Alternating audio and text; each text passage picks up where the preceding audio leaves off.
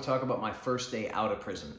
My name is Jesse and I spent 19 years in the Virginia prison system, and on August 16th of 2021, I was released with an hour and a half's notice despite having 10 years left on my sentence. Because 2 years before I had filed for conditional pardon, which was basically a commutation of my sentence saying, hey, I'm taking responsibility for what happened. In this case, I was sentenced to twice the high point of the guidelines, and I've done a lot of work since I've been in, so I'm throwing myself on the mercy of the governor. In my case, it was granted, again, with an hour and a half's notice. So my life went from being in prison and working a job at medical and exercising in the dorm to walking out the front gate and seeing my mother for the first time in a year and a half and giving her a hug and her whispering in my ear that, yo, we need to get the F out of here. Like, we're not hanging out to do this, nice meeting. And so after going through that process, after having filled out all the paperwork and being in this rush and this frenzy and having everybody find out and tell me and shake my hand and hug me, and one guy asked me for my watch, it was just surreal. And I remember walking to the car from the front of the prison and just how quiet it seemed, just how clear and colorful and amazing it seemed. And I'd been outside on the end, on the rec yard, I could see the outside world, but somehow it was like the colors were brighter. Things were more, they were bigger, they were, I don't know, I was both emotionally in shock and just sensorily overloaded. It was just surreal. I could hear every step, every crumbling of concrete or rock under my feet. It was just bizarre. And I remember getting in the car, closing the door, and her backing up, and she handed me her phone. She was like, look, everybody knows, I put it on Facebook. And so I'm trying to figure out how to use this phone, and we had used tablets in there, which were basically decommissioned Android phones. And I was like, okay, this is gonna be interesting. So I'm figuring it out, and then it locks, and she has to do the face unlock, or I don't know, back and forth. But I find this thing where she posted on Facebook that I was getting out of prison. And it was all these comments from people in the community, because I've been writing essays and doing posts online and sending them to my mother, who would post them online. And so it was amazing to get this response and have people commenting hey bro, I got a job, do you need a place to live? Do you need tools? Do you need clothes? And this is not the normal experience for somebody getting out of prison. Most people get out, get on a bus with $25 and the clothes on their back and hope for some kind of future. I got out to a community that was accepting me and embracing me. And it was surreal because I hadn't even left the prison parking lot yet. So as we're driving down this long driveway, we were going to meet my then girlfriend, who I had never met in person, which was pretty surreal. Because we had developed this relationship while she was a reporter, and then we had gotten to be friends, and then we got to know each other, and then we grew very close. And just to give a warning, we broke up fairly recently. But so we went through this experience of seeing each other in person. And I remember how absolutely magical it was, because we had sold the worst version of each other. And so I was expecting her to be much worse looking or in much worse, I don't know, something worse than what she was. And she was amazing. And I had told her, the worst things about me. And I had a bad tooth back then before I got it fixed. And I had a funny walk. And we were both very impressed and very happy with, each other. And I remember being shocked by that, but even shocked by just the little things. When I got in the car with her, because I told my mom, hey, there's something we got to go do. Just the experience and the communication and the feel. Again, every sense felt overloaded and amazed and just beyond comprehension. And we drive down the road and we spent some time together, and then we went to go meet my mom again. But I went in and I had to go to Walmart and I had to go to Costco. And for some reason, Walmart didn't bother me. I was really self-conscious. I was still wearing the prison clothes. They'd given me these long brown pants that were actually hanging out over my shoes, and the blue boat shoes, or the Jackie Chans as we used to call them, and just this horrible shirt. And I was so self-conscious because I was there's a big sign that says I just got out of prison. People are gonna be judging me. But at least in the Walmart, I had one job. I was gonna go in there, get a phone, and leave. And that was it. And so I walked, and somebody said, oh, it's in the back of the store. So I walked in there, and it still felt really weird to be around people. And I was still looking over my shoulder because I felt like somebody was gonna judge me or know, or just somehow it was gonna be uncomfortable. But I got there and I said, this is how much money I have, I need a phone. And they said, okay, cool. They were really helpful, they were really professional. They gave me a phone, and I walked back out, and I was like, okay, I've done this, I've accomplished this. Then the next stop was Costco, and I was thinking, okay, well, I've done Walmart, this will be fun. So we go in there and we have to go through this process of getting the cart and showing your ID, and it's big. And I remember just struck by how big it was, how high the ceilings were, how many people were in there, this whole hustle and bustle and the noise and the smells, and it was a lot. And we managed to make it through kind of the first aisle, and we got to the clothes. And I was like, all right, cool, clothes. I need boxers, I need socks, I need shoes, I need pants, and I need shirts. And that was what I'd had in prison, right? They had provided all those things, so that was where my mind could go. And I was overwhelmed by the choice, and Costco doesn't have that much choice, but I was overwhelmed by the number of pants and the number of shirts and the number of socks and the number of everything. And so I just started picking things. I didn't think about what I liked or what I wanted. I just wanted to pick something. That was easier. And my mind started spinning and spiraling, and people were bumping into me or coming close to me, and I just felt so profoundly uncomfortable. And then it was, oh, well, do you want to get this? And do you want to get this? And I know they were trying to be helpful. Like my mother was trying to be helpful, and she was being helpful because she's made this possible. But I was overwhelmed by the idea and the thought.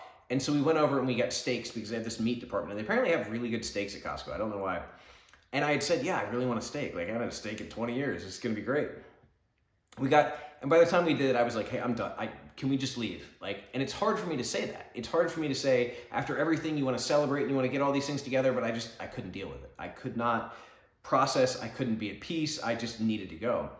So we went and we loaded the stuff up in the car and we're driving home. And I just remember the scenery. Like it's this drive out to this rural area and the trees and the mountains. And I hadn't seen anything like it in 20 years, like maybe on TV. But like seeing the sun go down behind the trees, seeing the changing colors in the sky, seeing the different greens on the trees, it was mind-boggling. I don't even know how to describe it. Even like the feel of the wheels on the road, like feeling that, it was mesmerizing, every bit of it.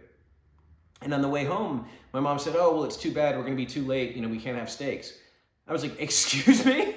What do you mean we can't have steaks? Like, too late for what? I'm not going to sleep for a day at least.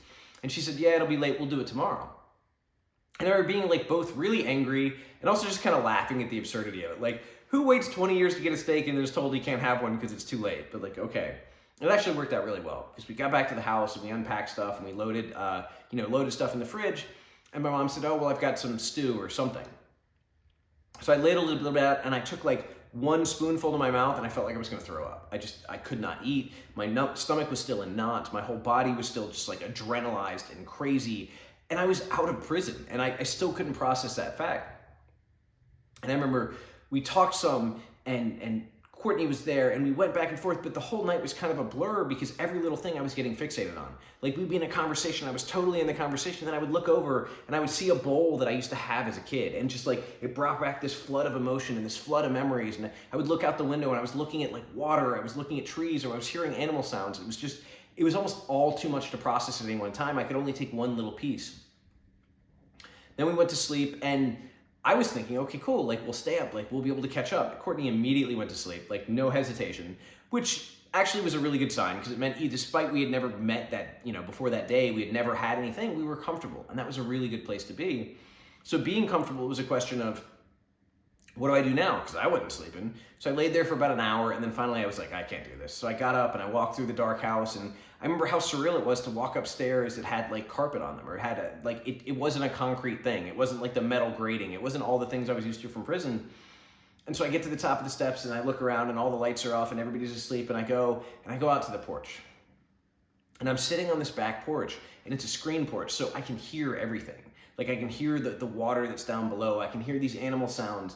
And I just remember this like sheer joy, but also these tears, this just flood of emotion because it felt like for the first time after that crazy day, I could actually feel like the armor, the numbness was coming off and everything from joy to sadness to relief to anger, like every emotion that was humanly possible flooded through me. And I went through these things and I pulled my phone out and I put it down and I just breathed and the air felt fuller and it felt sweeter and it felt better. And I went back and forth. And then I was like, I think somebody said there was ice cream in the freezer. Like, maybe. And I haven't eaten since early that day. Like, I don't know what's going on. So I get up and I go to the freezer and I find this ice cream. I'm like, oh, that's great. And it's got some kind of foil lid on it. I was like, that's weird. So I go and I try to hit it with a spoon and it won't crack. And I'm like, man, is there something wrong with the freezer? Is it like super frozen? What's going on here? So I take it and I stick it in the microwave for 30 seconds. And I think, I probably only intended like 10 or 15, but I was so off. So I go and I get it and I hit it again and it's not breaking. I'm like, how is this possible? Did I get like the unbreakable ice cream? Is something wrong? So I stuck it back in there for another 20 seconds. Then I finally get it out and I'm like looking at this and I see it's Magnum ice cream. And I'm like, and then I think that's the thing with the shell, right? So I like hit it really hard and it goes through and in the bottom is basically a milkshake because I've now melted half the ice cream. I could not care less.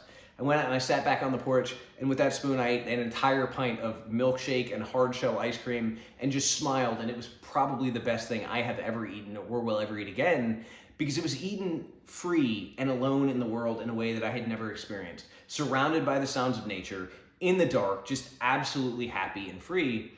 And I remember putting it down, throwing it in the trash, going back in and walking downstairs and seeing I'm not gonna sleep, coming back upstairs, getting on my phone, and I kind of started to lose that peaceful state, that pure centeredness. Then I found it again, some point during the night where I was sitting in the den or I was sitting back on the deck. But that was what I did because I didn't sleep for 3 days. And I went from these periods of intense like mindfulness and presence and feeling completely there and just feeling completely overwhelmed and scatterbrained and not knowing how to process. And that went on for weeks. But it was really that first day where it shocked me how overwhelmed I was by the little things, how despite all the work that I'd done, all the preparation, all the everything, I was totally unprepared. And then I remembered, like, yeah, I had an hour and a half's notice. Despite all the preparation I thought I was doing, it was for something far away in the future, for something that was like distant and hypothetical and like a maybe. It wasn't for actually walking out the gate, because despite everything I planned, despite all the preparation, you can't plan for something that huge.